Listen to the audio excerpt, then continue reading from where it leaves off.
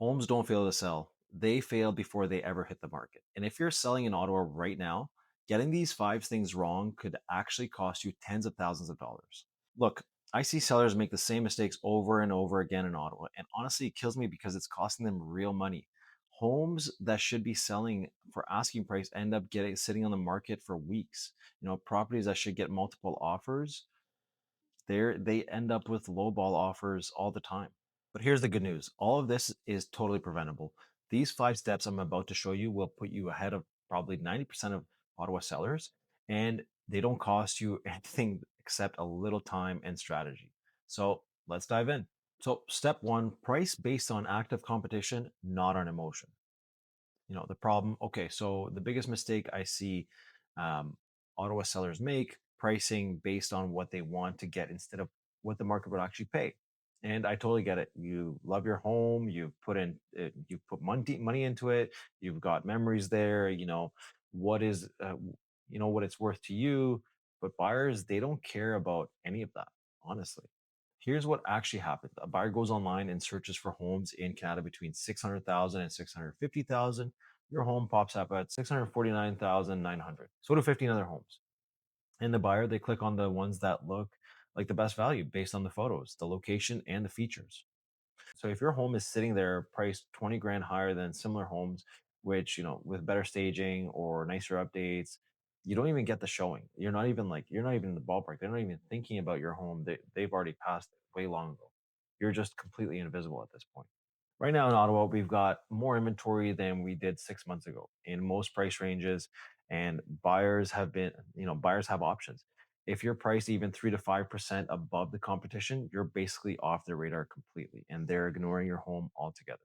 So here's what you need to do: look at homes that are actively listed in your neighborhood right now, and not what these, not what's sold 3 months ago, not what sold 3 months ago. The market moves fast. So what sold back in October might not reflect what's happening in January right now.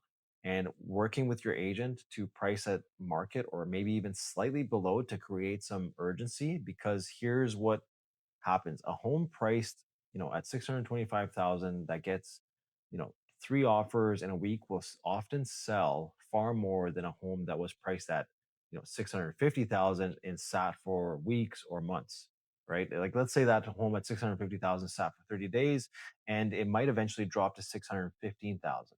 Whereas if you had priced it at 625,000 and it was the most aggressively priced home in the area, you might have actually probably gotten 630, 635. Bottom line, your price is your most powerful marketing tool. So use it strategically, not emotionally, and get the emotions out of your brain when you're selling the house. Step number two is declutter and stage with buyer psychology in mind. All right, number two, most sellers think staging means making their home look nice, but that's not staging. That's just cleaning. Real staging, it's about making the buyers see themselves living there instead of seeing you live there. So think about rearranging furniture to make it the most appealing or the most open and the most welcoming. What does this actually mean? Walk through your home like a buyer would. What's the first thing they see? Is it your kids, your artwork all over the fridge, family photos everywhere, your collections on every shelf? Like you're talking about, Star Wars figurines, like all this stuff that no buyer actually wants to see. They want to start imagining themselves in the space. Here's the thing: buyers can't picture their own life in your space if your life is still all over it. So get your life out of the house and make it a proper house to be shown to people. In neighborhoods like Westboro or the Glebe, buyers expect a certain look: clean, modern, minimal. If your home feels cluttered or dated, they're mentally subtracting the dollar value right away. Right? They could be saying, okay, this home showed like this home showed like this one's already worth 20K less because it didn't show as good as this one. And they're thinking also, there's so much stuff I need to do here. I got to paint this, I got to do that. Um, and in the family areas like Barhaven or Canada, buyers want to see functional spaces, not your treadmill sitting in the dining room or boxes stacked up in what's supposed to be the third bedroom, right? You got a third bedroom that's not even being used as a third bedroom, is being used as storage space. So get that junk and put it somewhere else. So here's what you actually need to do. Take about 50% of what's on your counters, shelves, and walls and pack it away. Now you can do that. You can pick one space and put that, whether that's underneath the staircase or put it all in your garage. Get rid of it and get it gone. If you've got bold paint colors, neutralize them. Buyers need to see the space, not your style. So if you got a dark purple paint, get rid of that. It's probably the best investment you'll make. Depersonalize everything, pack away the family photos and the personal stuff. Make sure every room has one clear purpose, whether that's an office, whether that's a spare bedroom. Make it clear. And fix the little things buyers will definitely notice, like loose cabinet handles, scuffed baseboards, burnt out light bulbs. Burnt out light bulbs is a major one. Everybody misses that, so do that right away. Make sure that the sinks are running well, all that stuff. The return on investment is, I've literally seen people stage homes in Ottawa sell for 5 to 8% more than comparable homes that weren't staged. On a 600,000 home, that's like 30 to 48,000 more. And staging might cost you 2 or 3 grand, but you know, all staging can also cost you zero if you just declutter and depersonalize properly. So staging isn't about making it pretty. It's about eliminating every single reason a buyer might say no. You want to have them walking in saying yes, yes, yes. So like front entrance, yes. Master bedroom, yes. Kitchen, yes. You want to be making sure that they're checking off all their boxes while they're going through the house. So number three, every home has weaknesses, right? The mistake is pretending that they don't exist, just hoping buyers won't notice. Spoiler alert, they're going to notice. And if you haven't already bought And if you haven't already thought about it or built your strategy around it, you're going to lose in negotiations. So here are some common ones I run into. It's on a busy street. Think Riverside Drive, Bank Street, Maryville. The layout is kind of awkward, those dated floor plans with chopped up spaces, too many walls. It needs updates like original kitchens from the 90s, old bathrooms, all that stuff. The yard is tiny, super common in central Ottawa, and also very common in some of the newer built areas with not large lots. There's no parking. Huge deal in the Glebe or Centertown or Hintonburg, all those areas. It backs onto a commercial area or the highway, which, huge red flag, obviously, for most buyers. Now, here's the fix. Look, you can't change these things, but you can control the story around them. If your home's on a busy street, lean into the walkability, the transit access, the convenience, and price it a bit below what quieter street comparables are going for to offset that objection. So you're going ahead of it, and then you're talking about, hey, it's really close to transit. Yes, it's on a busy street. No problem. You have easy access to that. If it needs updates, don't pretend it doesn't. Either do some cost effective updates before you list or price it as a fixer upper and market it to the buyers who are actually looking for a project. If parking is limited, talk up the proximity to the amenities where you don't really need a car. And I'm talking about if there's a really good restaurant or a really good coffee shop that's popular in your area, you want to accentuate that. Have like maybe leave a few gift cards, like $5 gift cards for the coffee shop that's really amazing in your neighborhood. Now, here's an example. I listed a home in Old Ottawa South last year. Beautiful character home, but tiny lot and only one parking space. Instead of trying to hide that, we marketed it as a walkable urban living and priced it for buyers who value location. And that location is really sought after. Um, and because we priced it really well in a location that's really sought after, we got multiple offers because it attracted the right buyers, not just everybody. We don't want to attract everybody. We want to attract the people that want to buy your home.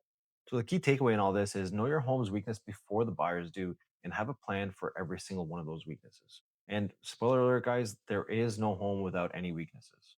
All right, number four, most Ottawa sellers think putting it on MLS is enough. It's not. It's simply not. MLS gets your home in front of buyers who are actively searching, but the perfect buyer for your home, they might not be even looking actively. They might just be casually scrolling Instagram, going on TikTok, watching YouTube videos and the things like that, or, browsing on Facebook for, homes in Ottawa and just clicking a few different links. So what does beyond MLS actually mean? So here's what a real marketing plan looks like in Ottawa. First of all, you got your professional photos and video tours. This is a non-negotiable. If you don't have a video tour or professional photos in 2026, you are not selling your home. Social media marketing, think about Instagram Reels, Facebook posts, YouTube Shorts, email campaigns going out to agent networks and past clients. So we're talking about getting an email blast done on the day that you're listing or slightly before. Targeted ads aimed at specific buyer demographics, outreach to people in the neighborhood. We're talking about door knocking and strategic open houses when it makes sense. Just listed campaigns that create that urgency. If you're selling in Canada, we're targeting tech professionals and young families on the platforms where they're actually spending their time. If you're in Westboro, then we're going to be marketing the walkability, the lifestyle, and the urban living angle to professionals and downsizers because that is a huge hot button area for them. And let's say you have a waterfront property in Manotick.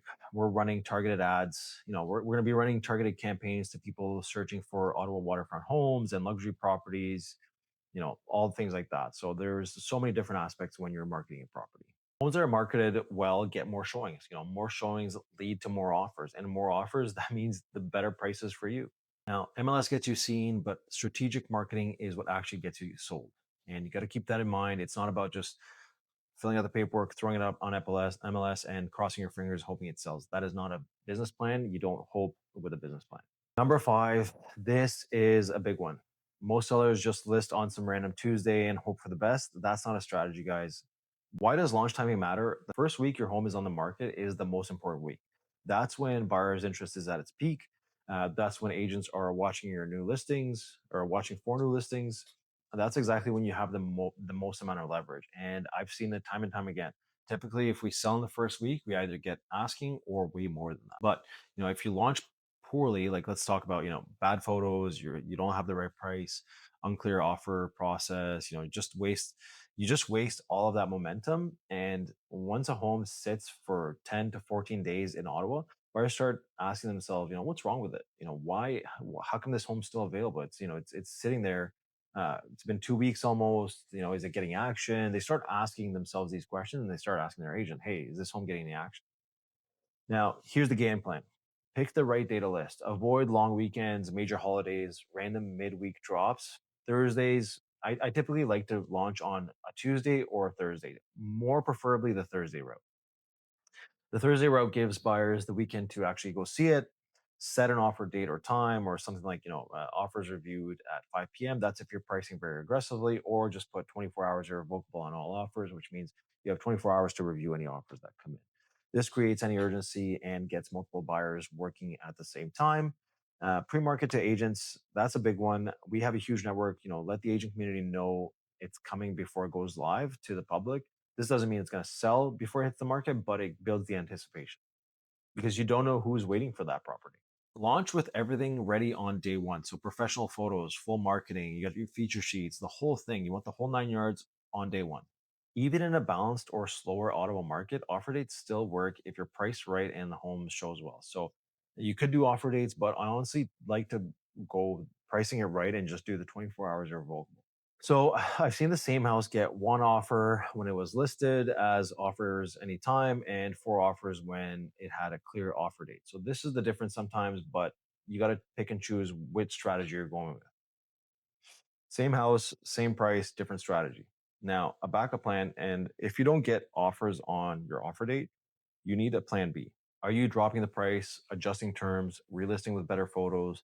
Don't just let it sit there. And typically, if you don't like, if you're scared of having a plan B, you don't want to go the offer presentation route. You want to go the offers anytime route with, 24 hours irrevocable. Your launch strategy determines whether you're negotiating from a position of strength or desperation. And you always want to have the strength, regardless of which position you're in. All right, so let's recap. Here are the 5 things you absolutely must do before listing your home in Ottawa. Number one, price based on active competition, not emotion. And this is going to vary from micro neighborhood to micro market, all that stuff. Number two is declutter and stage with buyer psychology in mind. This one is huge. So, number one and two are probably the most important. Number three is identify buyer objections before they do. And you want to have your target buyer. Who are you targeting to? Number four, market beyond MLS to reach the right buyer. So don't just do what any average agent does. Do it to the full peace of mind that you have that. Number five, plan your launch and offer strategy carefully. Now, get these 5 things right, and you're going to be way ahead of most sellers in Ottawa. Get them wrong, and you'll be sitting there for weeks wondering why your home isn't selling. And don't blame the market, but because it's not the market, because homes are selling. We sold more than 20,000 homes last year, and we had the most amount of inventory. So to tell me that there's something wrong with the market, well, 20,000 people didn't think so. Now, drop a comment below if you're selling in 2026. I'd love to know which neighborhoods you're in, and message me sell if you want some help building out your listing strategy or want to know what our listing process is like, because we are a little bit different than most other agents. So we do have a bit of a different process when you're going through that. Thank you so much for watching the video. If you have any questions, please feel to drop them in the comments and like the video and subscribe for more. Have a great day. I'll see you on the next one.